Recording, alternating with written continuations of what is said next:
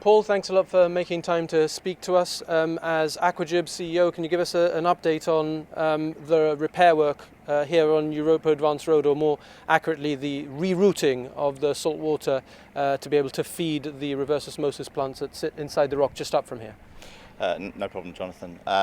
The guys have literally in the last hour or so finished the connection at Beefsteak. That means the diversion is complete. And done in a quite incredible little over 2 days. They are now in the process of filling the line, testing, making sure the seawater is clean at Beefsteak, so that the cleanest possible seawater goes into the ROs, which obviously makes it most efficient. We will hopefully within the next 2 to 3 hours have a situation where we can start testing, turning the RO plants on and producing water. So in really basic terms, we get seawater from the sea, it comes up this long pipe now, goes into the rock where there are reverse osmosis plants which are operated under electricity and take the salt out of the water and then put it into a pipe network to distribute it across Gibraltar. That's right, yeah. After it's produced, it gets pumped to waterworks, which is 3 quarters of the way up the rock, and then from there it will then gravity feed down into the network. And that's an important point. Gravity plays a big role in, and as we've seen, in the water pressure that's required to pump the water across Gibraltar. And at the moment, that water pressure is insufficient to get water to a lot of homes in Gibraltar, right? Yes, it does. And when we first had the fire start, and we anticipated this was going to be a lengthy delay to the production, we knew at some point we could face issues of pressure once we get past below a certain level of stock, and that is what we have seen over the last 48 hours. Okay, so I think first of all, what would your message be to customers in the South District and in the parts of the Upper Town that have been without water, not just in the overnight restricted period, but without water since Thursday afternoon continuously? From my perspective, from AquaGib's perspective, we obviously apologise for not. Our aim at all times is to provide a sufficient supply of water for everybody. Unfortunately, the event that happened with the fire is a hugely unforeseen event that I think people like me may only see once or maybe even twice in a lifetime. So the guys, our team, the teams that we've had working with us, both at government and in all of the other entities, the fire service, the GEA, have all worked together just at an incredible level to get this done at as quickly as humanly possible. And I think from where we assessed we were at Wednesday, or maybe towards the end of Wednesday, I think we thought this was going to be a much worse situation, but fortunately the guys have worked incredibly hard to make sure that this has been as little as possible. I appreciate that people will have not had water for significant periods of time. That pressure issue is something we knew was going to happen, and we just they need to bear with us hopefully just a short time more, and then we will back to where we were, which is providing water on a regular basis without any problems. So what is a short time period? Do you have a calculation based on how quickly you can pump this water and how much water you need for that gravity to create the pressure to be able to distribute normally? At this point in time, that's somewhat of an unknown quantity because of the amount of water that's in the network and not in the network. The reason for the overnight cuts, and I think it's important to distinguish the difference between the overnight cuts and the pressure problem. The overnight cuts are so that we can build a stock at waterworks. That stock, when you release it at the start of the day, is then hopefully providing sufficient pressure in the entire network for everybody to have water. Except it isn't. Except obviously because of stock the way it is right now, and us not being able to get on top of it because of the plants being down. We literally haven't been able to build that stock to a sufficient level. There will be an extended time. I don't know exactly what that extended time will be, but I can assure you that once we have everything up and running, we will be producing 100% and trying to close that pressure problem as quickly as possible, as well as all of the other contingencies that we're looking at to also increase stocks so that the pressure problem is done away with as quickly as possible.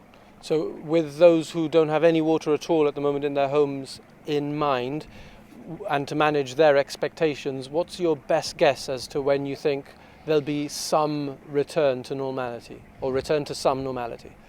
I mean, if we are up and running at full capacity tonight, which I say if, we have to understand this is not a cast iron guarantee, then we could be 48 or 72 hours from starting to eliminate those pressure problems. It will literally be a test to see how quickly it happens. But we will work night and day, as we have been so far, to make sure that these pressure problems are solved. We still have to make sure that there are airlocks in the system. There may, as water resumes into the system, there may be small airlocks. We will have to go down and flush certain areas because they won't have water, even though there's not a pressure problem in those areas anymore. So we will have to, our guys will now switch from doing this work on the diversion to going around and making sure the network doesn't have airlocks and the pressure problems can then start to be released. And of course, there's always a concern when you start to put water back through the network that there'll be possible breaks and possible interruptions. Those we will deal with as quickly as we can, as we normally do. So I was reminded just before coming to do this interview that really what people want to know is, when am I getting water back?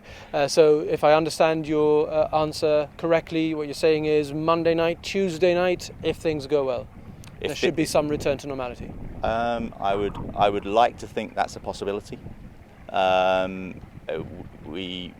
What we have to remember is we are at a point in time in the summer where consumption is also at its very highest in Gibraltar, so that will also have a bearing. We also have had people that haven't had any cut off at all in this entire time because of the way the network is and where water has been sitting. We will try to analyse and make sure that all gets there. If we get there on Tuesday night or Monday night, then that will be great. If we get there on Wednesday night, then that will be the absolute quickest that we get there. We really can't say at this point in time.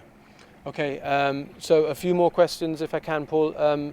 Firstly, in respect of this site and the sort of rerouting, how is it that one pipe, even if you didn't expect it to have the tunnel collapse on it, how is it that one pipe can take out 75% of Gibraltar's water supply?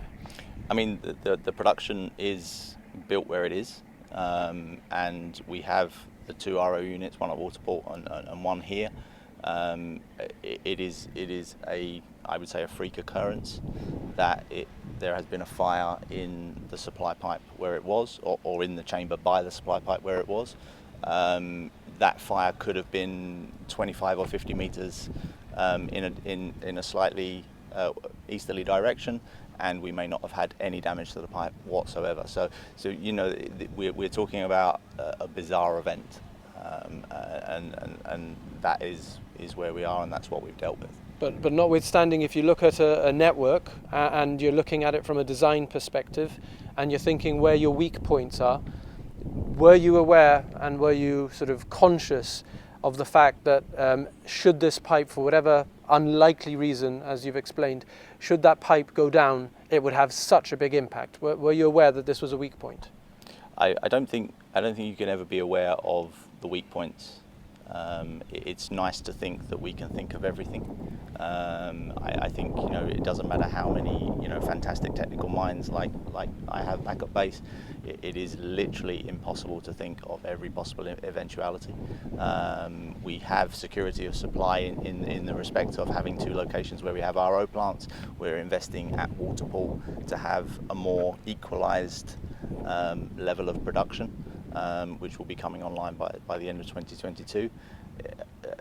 It is just an unforeseen element that we couldn't really do much about.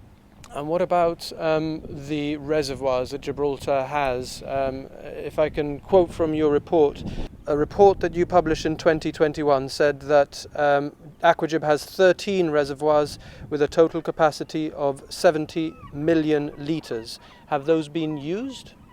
Yes, we have at peak stock level 70 million litres or 70,000 cubic metres.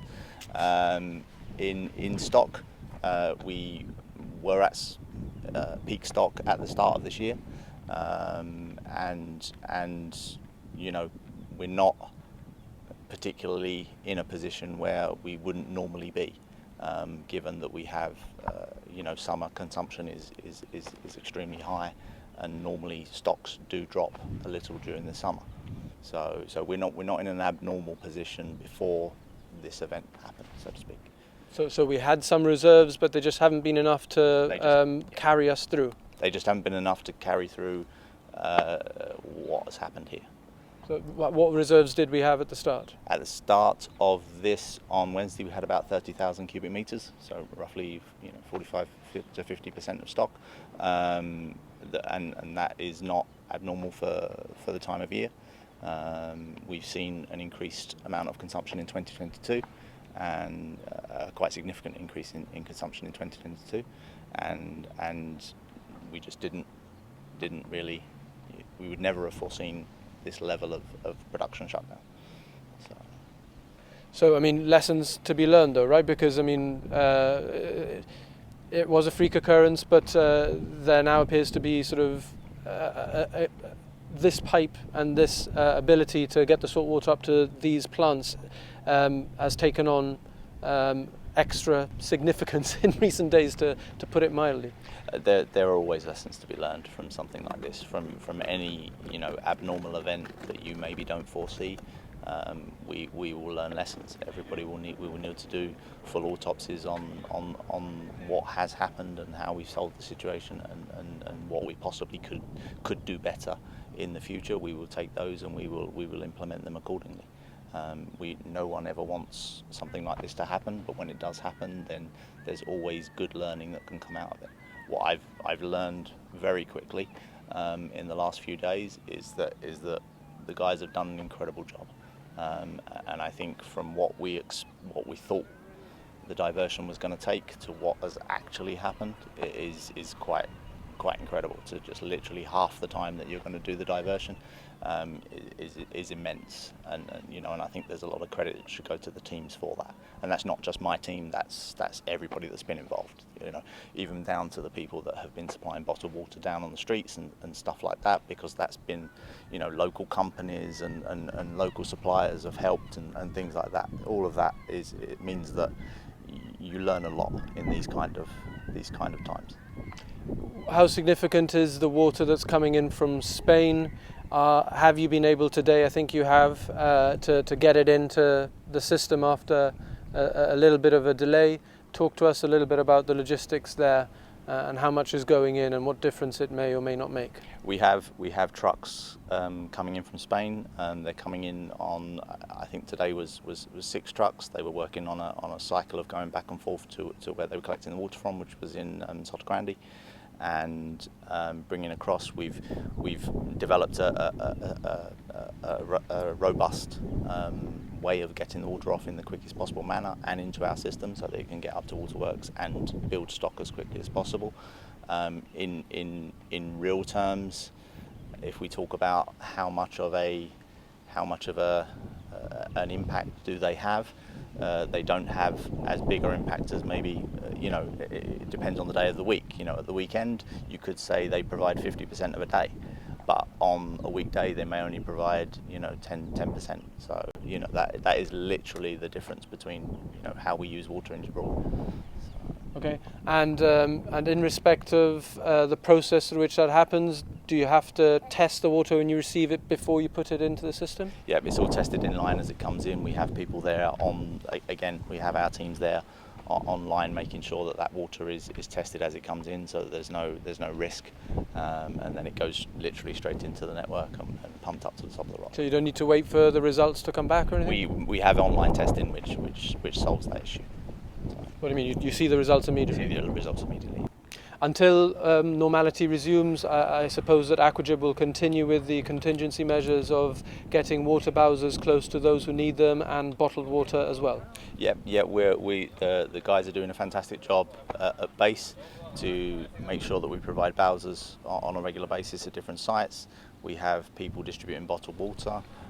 We have a hotline set up for anybody who's elderly or vulnerable.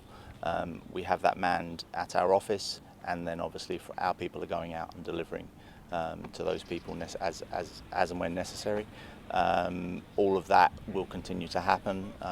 It's really important that people check out our social media, because that's where all the postings will happen as far as what's being refilled, when the next bottled water is going to which location, and obviously which locations they're at. And we're trying to provide photos where possible once the bottled waters are on site, so that people can go and collect what water they need, because we understand that water is important, and people need to have that supply.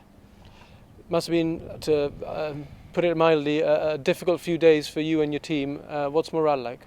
I think morale in the last hour has significantly gone up for obvious reasons. I think there's been peaks and there's been troughs. I don't think any of us will have seen this ever before. What I think is there's been an amazing response, and the teams have literally provided something that I never expected would be possible, and it's amazing that we've done what we've done. Paul Singleton, CEO of AquaGib, thank you for talking to us. Thank you.